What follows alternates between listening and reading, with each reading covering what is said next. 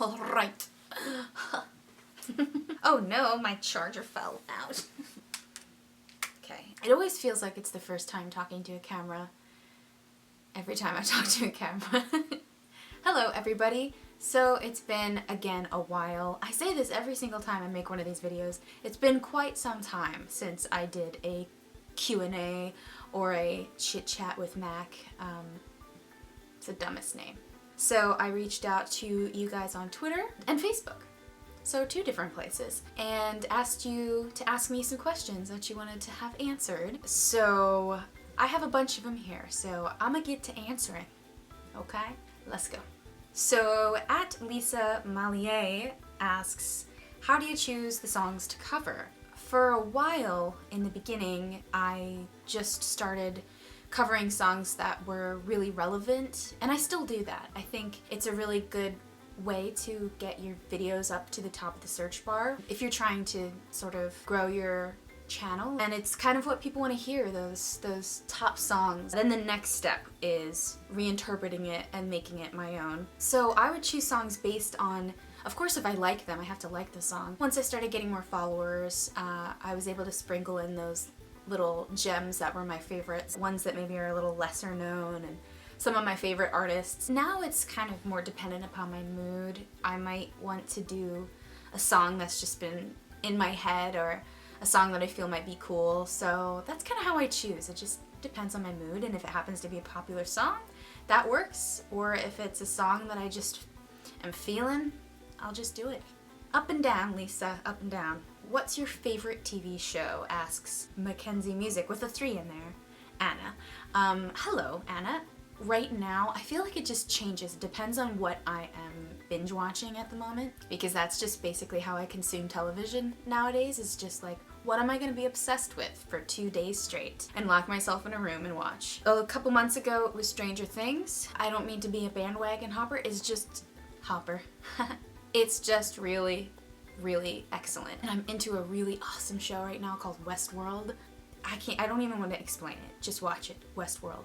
Do it. I have a lot of favorite TV shows, but Westworld and Stranger Things are pretty high up there. At Alejandra Dream 3 asks, what is your favorite emoji and why? Can you say my name? Alejandra Gallardo. I like that name. That's a pretty name. What's my favorite emoji? Let me look at these emojis and let me see. They have a new pride flag emoji, which I really like. You know what? I'm gonna be honest. I think my favorite is the skull, or the skull and crossbones. Maybe it's just because I'm a little addicted to Halloween and everything about it. Is that dark that my favorite emoji is like the skull? Probably. I'm a dark person. So at Chia_sound asks, if you could choose to perform with a famous singer, who would you choose and what would you sing? There are so many famous singers that I would die to perform with. I think that somebody on the top of my list is Dave Grohl from the Foo Fighters. He's one of those people I'm just a weird fangirl for. So I would love to collaborate with him in the future and perform with him. I don't know what we'd sing. Maybe a song we wrote together. Who knows? Anything. I don't really care. Do something acoustic. I think that would be cool. But Dave, that's my man. I love him. Sade Smith asks, what motivates you to keep doing music?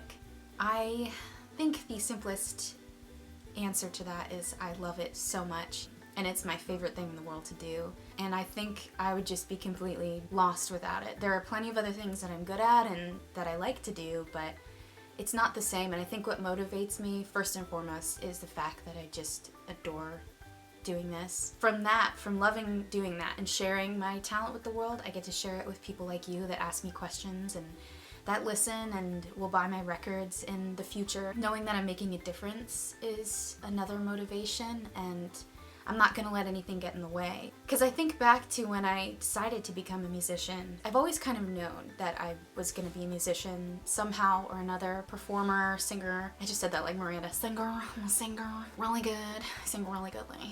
But I always knew that I was gonna do this. It really came into view when I was about 15 and I started playing guitar. And I'd been writing songs for about 3 years up until that point. I always knew that I was just gonna do that. There was no question about it. I faced a lot of people that judged me and questioned my my choices, because I didn't go to college, I was like, I'm gonna be a musician. I'm gonna make videos in my room. And people are like, get a job. That sort of bolstered me to want to keep doing it more. It was like, well, you don't think I can do it? Okay, let me show you. That's really what motivates me, is just I love it, and there's so many possibilities, and it makes me so happy. And if everybody in the world had that one thing that is their passion, that makes them want to get up in the morning and inspires them, the world would be a better place. Because I think most people, unfortunately, don't get to make their favorite things in the world, you know, a career. So I feel very fortunate that I get to do that. And I also have a lot of support, so that motivates me. Emotional support from my family, and support from my fans and my best friends. And so there are a lot of different factors. I wouldn't be the same MJ without it. So, you know. Getting too real, guys. Bianca Mendez asks, what is your best memory ever? There are a lot of good memories, I guess. I think one of my favorite moments of my life was getting to sing Falling Slowly with Glenn Hansard about 4 years ago at one of his concerts. I got to do this extraordinary thing and sing this amazing song, my favorite song ever, with one of my favorite people ever. It was pretty magical. So I think that was like the first moment of my life where something totally surreal happened, and I just like remember being in that moment and thinking, dreams come true. And that was another thing that motivated me to just keep going, because I'm like, this is what I want to feel all the time. So at that name, Beatrice, what's your advice for other amateur singers who would like to make music their main career? I definitely don't claim to be the be-all end-all when it comes to advice giving, because I think everybody's circumstance is different, so I can only speak from my experience. Just first and foremost, loving it, you know, just to reiterate what I said before, just loving what you do. Staying the course, because there are times where it's gonna feel like, am I crazy for doing this? And I think that goes for anything. Just whatever you love to do, make sure you just keep doing it and be yourself. That is so cliche, but it has served me well. Being myself has been probably the most important aspect of this whole thing. It's almost like something you can't quite define, put your finger on when you describe somebody, what makes somebody themselves. Well, it just is, you know? So tap into that and be yourself, and I think that's first and foremost. And practice your craft, and always remember that you can continue to improve and be better, and surround yourself with people that support that, and people that, you know, can challenge you. Like, when I'm around people that are like better than me, like being in a studio with session musicians that just make my guitar skills look like shit, it makes me realize, oh my god, I can keep being better. So many different aspects of it.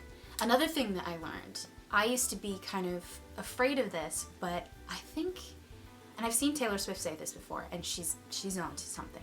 Get a good lawyer. It is a really, really good thing. I remember being so afraid of like the business end of things. I would think, oh my god, I gotta get a lawyer, I gotta do this, and you know, and it's a good thing, because your rights are really important, especially if you're a songwriter. So having somebody like an entertainment attorney that knows what they're doing and has your best interest at heart is so important, because there are so many things, like there's no like handbook that tells you, you know, how to succeed in the music industry. Like everybody's path is so different. And the internet has changed that. I would say that is a big piece of it. When the time comes, of course. No rush into that. But as things start getting real, you know, it is really good to have somebody that has your back, and get experience in any way that you can. Try to get your music out there in any way that you can, and there's no right or wrong way. Everybody's different. For me, it worked to put videos on the internet, but for some people, maybe that's not their path. So just go with your gut and don't let anybody steer you wrong, and be yourself and protect yourself, and yeah, that's what I would say. So at the _Joker forever, that's a cool picture. I'm a little bit scared. When did you start singing? I think I probably started singing shortly before I started talking, but I started seriously like singing when I was about 11. And then and then I burp, and I'm a very classy girl. You know this. I burp in every video. I have a problem. At Joshua R27 asks, how did you learn to play guitar? I was thinking about this the other day actually, and I always say I taught myself, because I guess I didn't take any lessons, but I went on the internet. I am such a millennial, it's disgusting. I basically learned how to play guitar by searching how to play a G chord, and I didn't even know that a G chord was comprised of different notes. I just thought, okay, that sounds right and that goes with this. It wasn't until like several years later that I started to learn anything about music theory, which I'm no good at, might I add. I just went online, and it's amazing what you do. Like, that's how I learned how to do makeup. That's how I learned how to do so many different things. So it's a really amazing tool. It's kind of like online schooling. I learned just by practicing my ass off too. Like, I'd go hard. Like, as much as I could, I would play guitar. Like, it's painful in the beginning when your fingertips are like peeling off. But then as you continue, you know, I just kept with it and grew the calluses and kept going online and trying to learn. Learning a little bit about music theory helped, like a really basic understanding, because that's what I have, a real basic understanding of it. I just kept practicing away. I was very determined. So Maggie Wong asks, could you please do a cover of Don't Dream It's Over? I love that song. Can I do a mini cover right now? Hey now, don't dream it's over. Yeah, there you go, Maggie. So Sanjana Raja, I really like that name. That's really pretty. Advice for a beginner songwriter. I don't know. Let me think. Keep writing.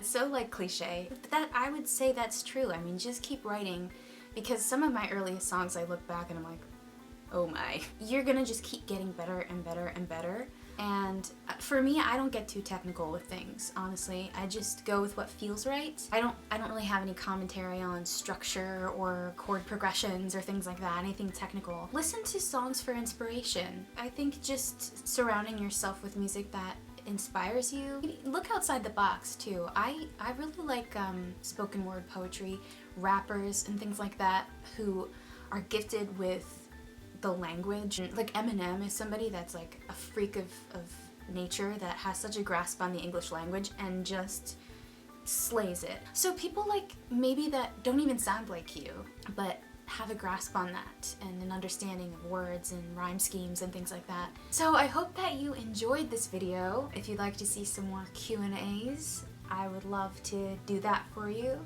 So let me know. If you'd like to see other chit chat videos that I'm talking about one thing specifically, give me some suggestions. Like, what would you like to see me talk about? Because I like to sort of not sing sometimes. Well, yeah, you know what I mean. I love to sing, but sometimes it's nice to like have a conversation with you, sort of. So it's a good way to get to know each other, right?